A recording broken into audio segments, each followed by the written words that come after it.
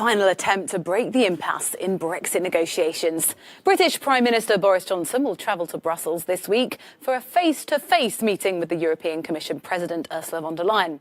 A 90-minute phone call between the two leaders failed to produce a breakthrough. With just over 3 weeks now before the transition period comes to an end, disagreements still remain on the issues of fishing rights, business competition rules and the governance of future disputes. So this morning... Well, let's head to Brussels to find out more, to speak to our correspondent, Shona Murray. Shona, very good morning to you. So this plan now for a personal face-to-face meeting, do you think that's going to make a real difference in terms of what they can achieve and if they can come to a different set of negotiations?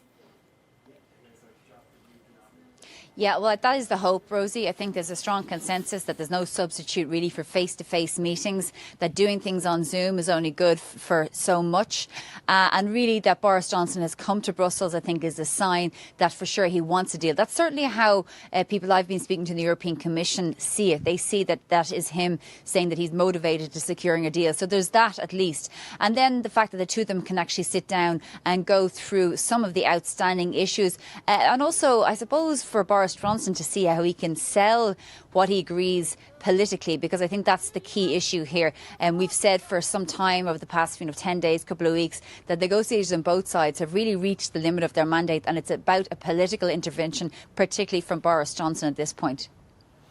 If we look at both sides, where is there room for compromise?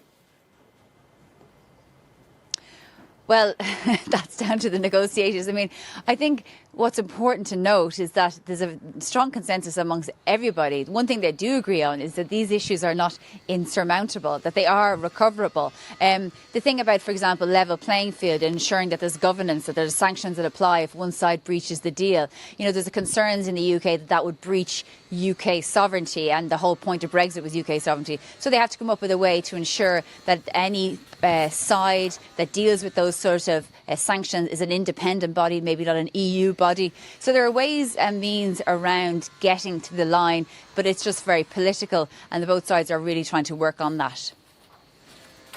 Shona, thank you very much. Our correspondent there in Brussels.